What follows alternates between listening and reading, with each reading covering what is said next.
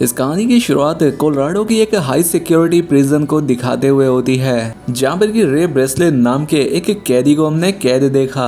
अब एक दिन एक कैदी उससे आकर कहता है कि तुम जैक्स नाम के एक दूसरे कैदी से थोड़ा बचकर रहना इस जेल में, क्योंकि जैक्स तुम पर हमला करने का प्लान बना रहा है। और अगले दिन अपने प्लान के मुताबिक ही जैक्स ने रे पर हमला कर दिया, लेकिन वो रे के सामने टिक ही नहीं पाया और रे ने उसे धूल चटा दी। लेकिन लड़ाई का नतीजा ये निकला कि सजा के तौर पर रे को जेल के गार्ड्स ने एक अलग जगह पर लाकर बंद कर दिया।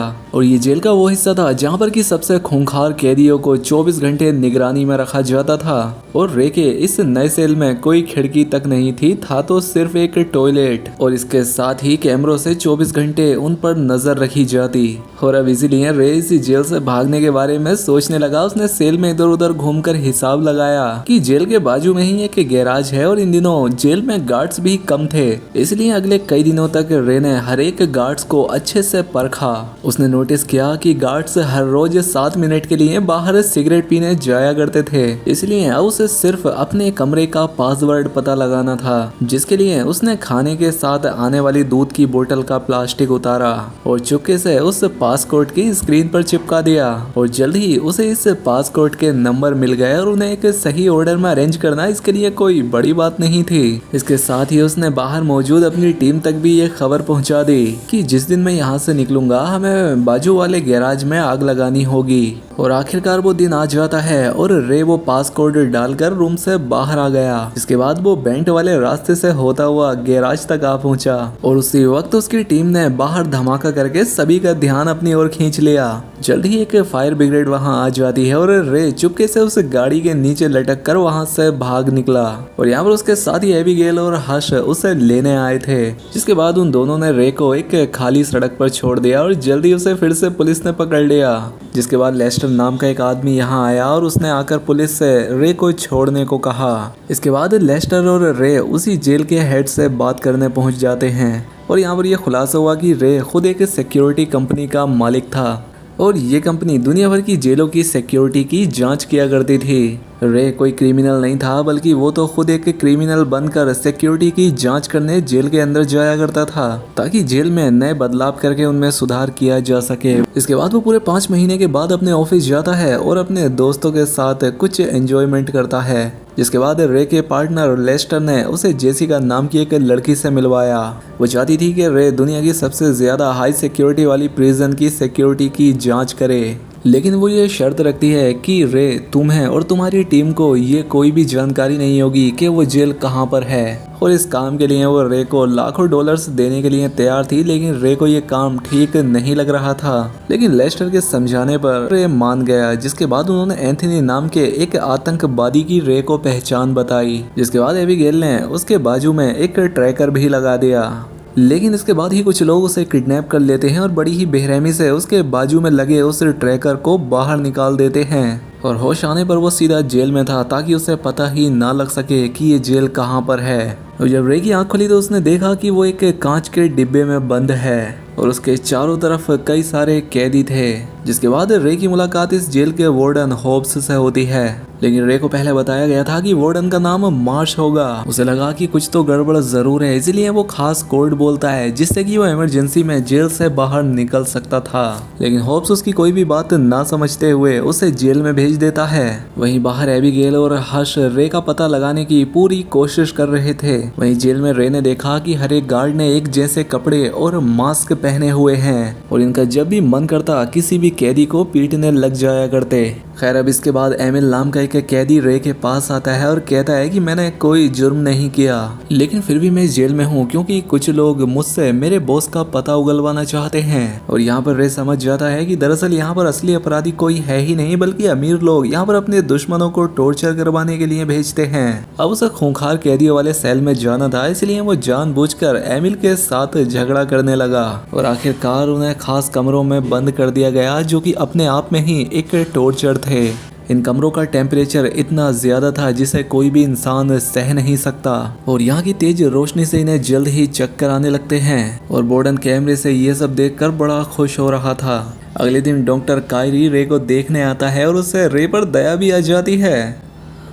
लेकिन जब रे ने उससे इस जेल का एड्रेस पूछा तो उसने कोई जवाब ही नहीं दिया। आखिरकार एमिल और रे को छोड़ दिया गया और रे एमिल को बताता है कि जो हमारा रूम था उसका जो फ्लोर था वो एल्यूमिनियम की जगह स्टील से बना था, इसलिए उसने एमिल से मेटल की एक पत्ती लाने को कहा ताकि वो उस सेल में मौजूद बोल्ट खोल सके।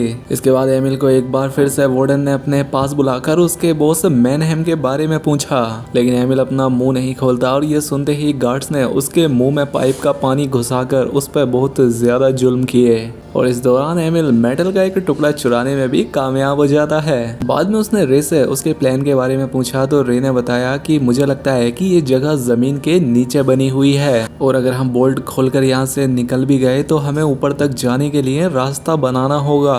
ये सुनकर एमिल को भी उस पर यकीन हो गया कि बंदा यार कुछ तो जानता है ये और ये मुझे बाहर निकाल सकता है, इसीलिए एक बार फिर से लड़ाई करके फिर से उन्हीं कमरों तक पहुंच गए और वहाँ पर रे ने कैमरा से छिपकर बोल्ट खोलने शुरू कर दिए और काम होते ही एमिल को इशारा कर दिया ताकि वो गार्ड्स का ध्यान भटकाए।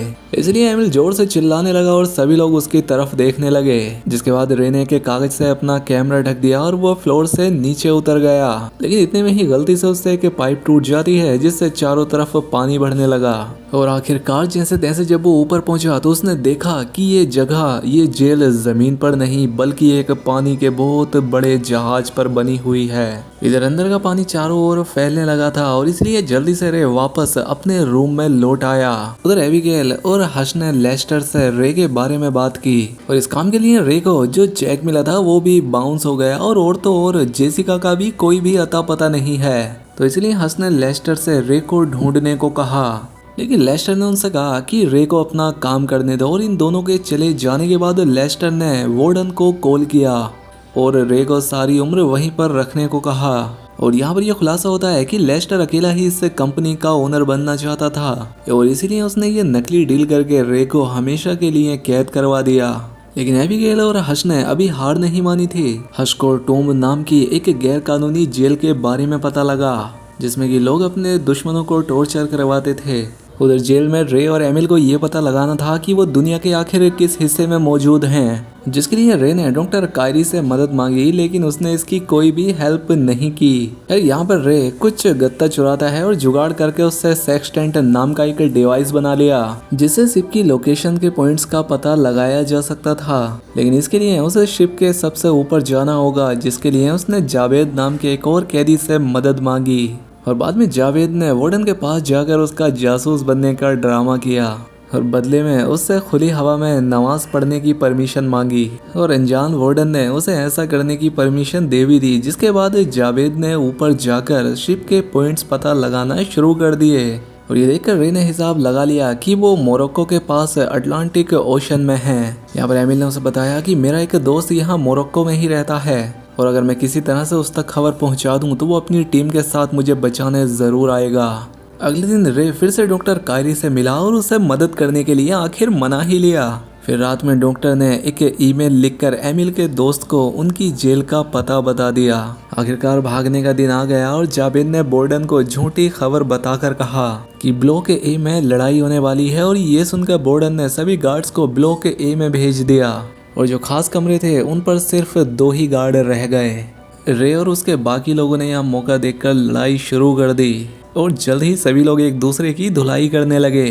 तभी रे, एमिल और जावेद शिप के ऊपर वाले पार्ट की तरफ भागे, लेकिन वार्डन ने तुरंत ही पूरी शिप में लॉकडाउन लगा दिया और होता यह है कि इन तीनों के ऊपर पहुंचने से पहले ही सभी दरवाजे लॉक हो जाते हैं और मजबूरी के चलते इन लोगों को वापस लौटना पड़ा। और उसी वक्त एमिल का वो दोस्त भी हेलीकॉप्टर में अपने दोस्तों के साथ वहां आ चुका था, लेकिन अंदर गार्ड्स और प्रिजनर के बीच भयंकर गोलीबारी चल रही थी और इसी दौरान जावेद के पेट में गोली लग जाती है। अब रे यहाँ पर अपना दिमाग लगाता है और कंट्रोल रूम में जाकर बिजली काटने का फैसला किया और इस तरह से वो ऊपर का दरवाजा फिर से खोल सकते थे। यहाँ पर रे ने एमिल से जावेद का ध्यान रखने को कहा और खुद आगे चला गया। तभी जावेद ने एमिल को भी आगे जाने को कहा क्योंकि वो जानता था कि वो ज्यादा देर तक जिंदा नहीं रह पाएगा और मजबूरी के चलते एमिल को जावेद को छोड़कर भागना पड़ा और बाद में गार्ड्स ने यहाँ आकर जावेद को मार डाला।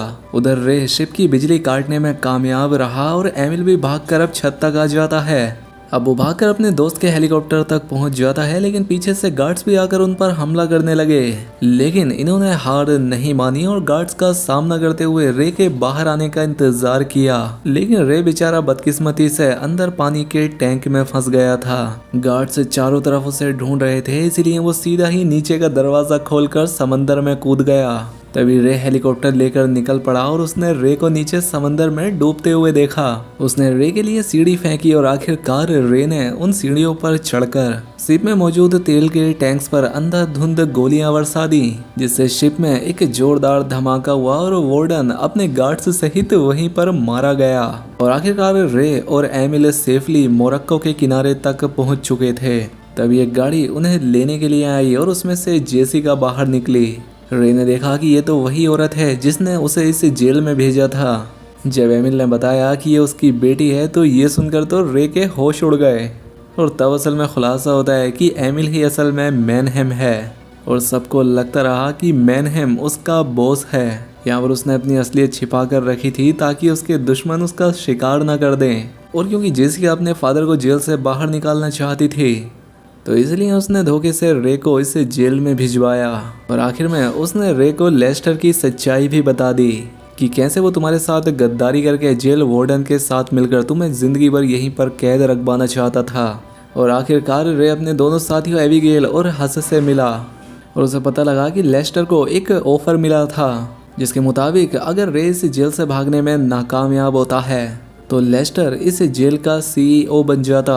उधर जब लेस्टर को पता लगा कि रे जेल से बाहर आ गया है तो वो भी अपना सामान बांधकर निकल लिया यहाँ से, जिसके बाद हश ने गाड़ी से उस पर हमला कर दिया। बाद में जब लेस्टर की आंख खुली तो वो अभी भी गाड़ी में ही था, लेकिन वो इस बात से अनजान था कि ये गाड़ी हजारों कंटेनर से भरे एक बहुत ही बड़े शिप पर थी और ये जहाज जा कहाँ रहा है ये कोई नहीं जानता। लेकिन दोस्तों आप जानते हैं कि चैनल को कैसे सब्सक्राइब करना है, और अगर वीडियो अच्छी लगी हो तो वीडियो को लाइक भी कर दें। मिलते हैं ऐसी ही किसी अगली शानदार वीडियो में।